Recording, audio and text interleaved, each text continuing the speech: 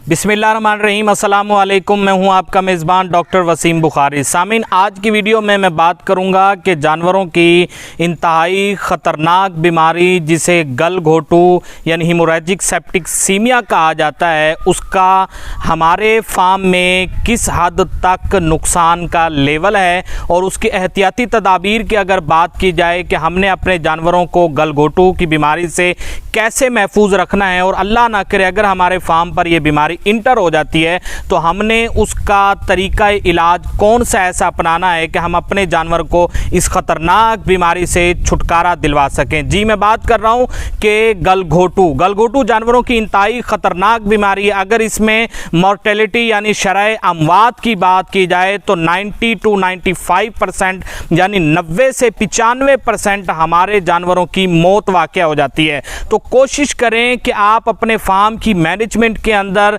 उन रूल्स को फॉलो करें कि जिनकी बिना पर आपके फार्म के अंदर या आपने अपने डेयरी फार्म पर या अपने घर में जो जानवर रखे हुए हैं उनको ये बीमारी लाहक ना हो सके। अगर मैं सबसे पहले गलघोटू की अलामात की बात करूं तो उसमें मुख्तलिफ अलामात हैं। सबसे पहले अगर मैं मॉर्टेलिटी रेट की बात करूं कि उसमें शरह अमवात कितनी है तो 6 से लेकर 24 घंटे के अंदर अल्लाह ना करे अगर आपके जानवर को ये बीमारी लाहक हो जाती है तो 6 से 24 घंटे में आपके जानवर की मौत वाक़या हो जाती है। और अगर आप टेम्परेचर उसका नोट करें थर्मामीटर की मदद से तो उसे तेज़ बुखार हो जाता है, जानवर सुस्ती यानी काहली का शिकार हो जाता है। और मज़ीद अगर इसकी अलामात की बात की जाए, ये वो तमाम अलामात हैं कि अगर आपका जानवर इन अलामात के प्रोसेस से गुजरे, आप देखें कि आपके जानवर को ये अलामात हैं तो आपको अलार्म हो जाना चाहिए कि आपका जानवर गलघोटू की अलामात को जाहिर कर रहा है, उनको वाज़े कर रहा है, तो आपने अब उसकी ट्रीटमेंट करनी है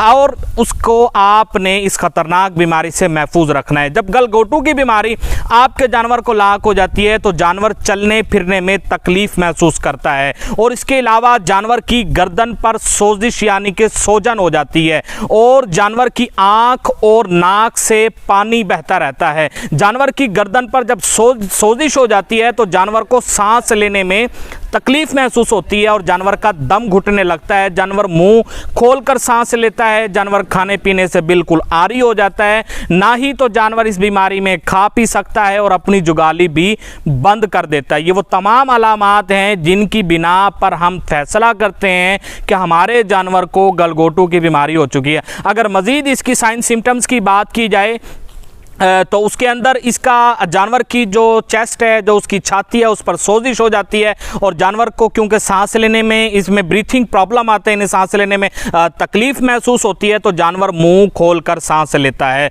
तो सामीन, मेरी आज की वीडियो बनाने का मकसद यही है कि मैं अपने डेयरी फार्मर्स को, अगर बड़े डेयरी फार्मर्स की बात की जाए तो उन्होंने अच्छी मैनेजमेंट की होती है, उनके पास कंसल्टेंसी अच्छी होती है, अच्छा वेटनेरियन होता है, वो इसको प्रॉपर तौर पर इस बीमारी को डील कर रहे होते हैं, प्रॉपर वैक्सीनेशन को फॉलो कर रहे होते हैं, प्रॉपर उन्होंने अपने इन्वायरमेंट को, बायो सिक्योरिटी को अपना महफूज किया होता है यानी मजबूत किया होता है, उनके फार्म पर यह बीमारी इंटर नहीं होती। लेकिन मेरा छोटा फार्मर जिसने अपने घर में जानवर रखे हुए हैं, अल्लाह ना करे अगर उसके जानवर को यह बीमारी लाक हो जाए तो अल्लाह ना करे उसका नुकसान भी हो सकता है। तो मैं सबसे ये रिक्वेस्ट करूंगा कि मज़ीद ऐसी मालूमाती वीडियोस के लिए मेरे यूट्यूब चैनल को लाजमी सब्सक्राइब कीजिए, बेल आइकन को लाजमी क्लिक कीजिए ताकि मेरे तमाम गरीब फार्मर तक मेरी ये वीडियो पहुंच सके और वो इससे फ़ायदा उठा सकें। अगर इस बीमारी की एहतियाती तदाबीर की बात की जाए तो मैं एज ए वेटनेरियन सबसे पहले आपसे रिक्वेस्ट ये करूंगा कि आपने अपने जानवर को इस ख़तरनाक बीमारी से बचाने के लिए वैक्सीनेशन को लाजमी फॉलो करना है।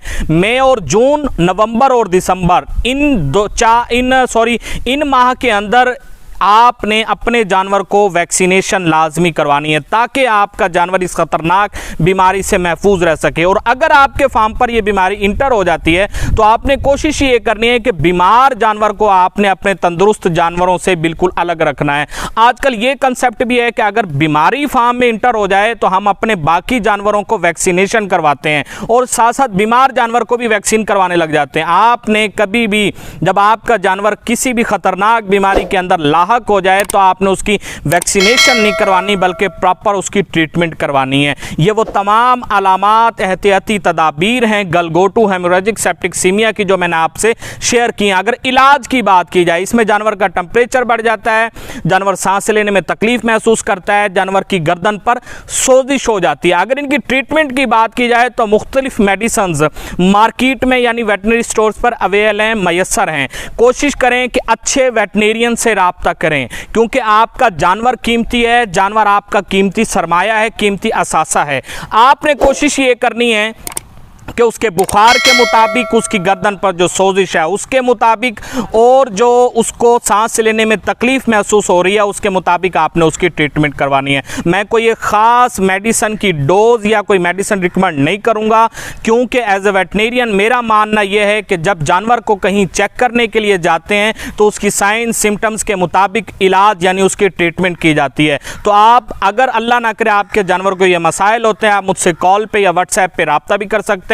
स्क्रीन पे मेरा व्हाट्सएप नंबर और मेरा कॉल नंबर चल रहा है, आप इस पे मुझसे रब्ता कर सकते हैं। और जब आपका जानवर इस बीमारी में इफेक्ट हो जाए, आपने कोशिश करनी है कि 3 दिन तक उसके इलाज को बरकरार रखना है। उम्मीद है आज की वीडियो आपको लाजमी पसंद आई होगी। अपने जानवर की हिफाजत कीजिए, जानवर आपका कीमती असासा, कीमती सरमाया है। मेरे यूट्यूब चैनल को लाजमी सब्सक्राइब कीजिएगा। शुक्रिया।